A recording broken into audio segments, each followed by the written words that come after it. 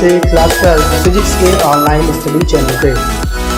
Previous lecture में हम लोगों ने डिस्कस किया हुआ था इलेक्ट्रोस्टैटिक टॉपिक के बारे में। इलेक्ट्रोस्टैटिक्स में कूलॉम्स लॉ के प्रूफ को डिस्कस किया गया था। कूलॉम्स लॉ पे बेस्ड ढेर सारे प्रॉब्लम को सॉल्व किया गया था, 5-6 प्रॉब्लम को सॉल्व किया गया था। और कूलॉम्स लॉ पे बेस्ड जितने भी एनसीईआरटी में प्रॉब्लम दिए होंगे आप उनको सॉल्व कीजिएगा। स्टार्टिंग के प्रॉब्लम्स 5-6 प्रॉब्लम जो इम्पोर्टेंट थे वो सॉल्व करा दिए गए हैं। आज एक न्यू टॉपिक स्टार्ट होने जा रहा है, electric field and electric line of forces, वैद्युत बल तथा वैद्युत बल रेखाएं। वैद्युत बल क्या, वैद्युत क्षेत्र तथा वैद्युत बल रेखाएं। वैद्युत क्षेत्र क्या होता है, इलेक्ट्रिक फील्ड क्या होता है। जैसे आपने अभी प्रीवियस लेक्चर में पढ़ा कि कूलॉम्स लॉ पे क्या था कि एक चार्ज दूसरे चार्ज पे फोर्स को लगा रहा था, फोर्स एक्सर्ट कर रहा था, तो उस फोर्स को कैलकुलेट करना था कूलॉम्स लॉ में। वैसे यहाँ पे इलेक्ट्रिक फील्ड कैलकुलेट करना होगा। किसी भी चार्ज का अपना एक इलेक्ट्रिक फील्ड होता है। जैसे कोई चार्ज अगर सपोज करो रखा गया है, सपोज करो पॉजिटिव चार्ज, तो एक इसका एक क्षेत्र होगा, एक प्रॉपर रीजन होगा। उसी रीजन में अगर कोई भी चार्ज आएगा तो उस चार्ज पे ये वाला चार्ज होगा फोर्स लगाएगा। उस रीजन के बाहर कोई भी चार्ज रख दिया जाए तो उस पर ये कोई फोर्स नहीं लगा पाएगा। इसका मतलब क्या है कि इलेक्ट्रिक फील्ड क्या होता है, किसी एक चार्ज का एक निश्चित क्षेत्र होता है जिस पे वो क्या कर सकता है, जिस क्षेत्र के भीतर किसी दूसरे चार्ज पे वो बल लगा सकता है। वो बल किसी भी टाइप का हो सकता है, अट्रैक्शन फोर्स भी हो सकता है या रिपल्सन फोर्स भी हो सकता है।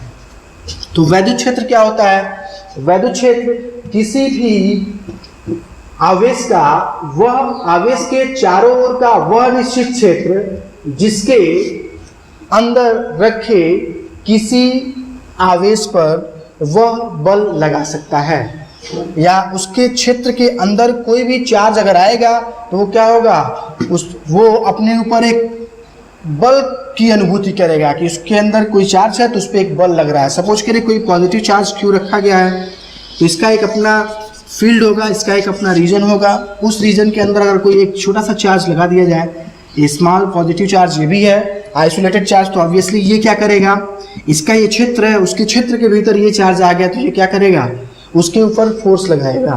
तो ये भी ऑब्वियसली पॉजिटिव चार्ज है, ये भी पॉजिटिव चार्ज है, तो वो क्या करेगा, रिपल्सन फोर्स लगाएगा, उसको बाहर की ओर भगाएगा।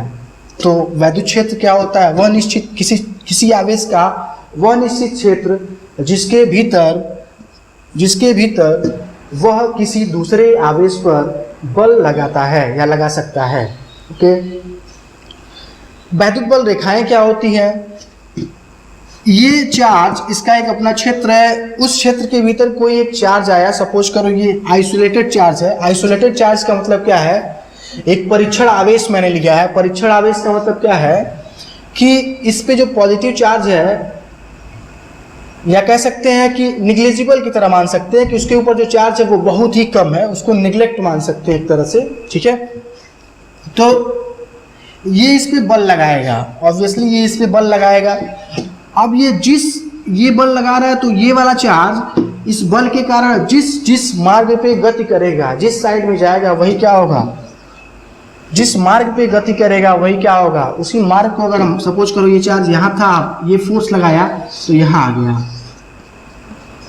तो क्या हुआ, यहाँ से यहाँ था अब यहाँ आ गया, फिर यहाँ सपोज करो यहाँ आ गया, तो ये क्या हुआ, ये इस पाथ को ट्रेस कर रहा है। तो वो पाथ क्या होता है, जिस चार्ज पे ये बल लगाता है तो ये गति करता है, वही पाथ क्या कहलाता है, वैद्युत बल रेखा। तो वैद्युत बल रेखा को डिफाइन कर सकते हैं, वैद्युत बल रेखा क्या होता है, तो कह सकते हैं वैद्युत बल रेखा,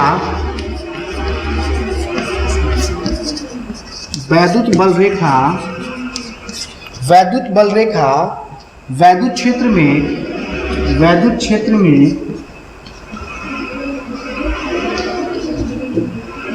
खींचा गया वह काल्पनिक निष्कोण वक्र है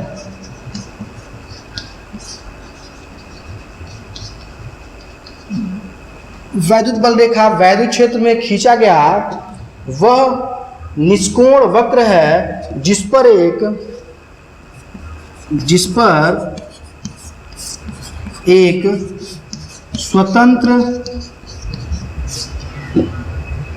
एक स्वतंत्र तथा पृथक्कृत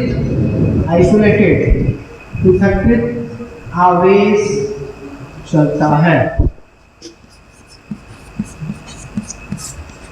चलता है।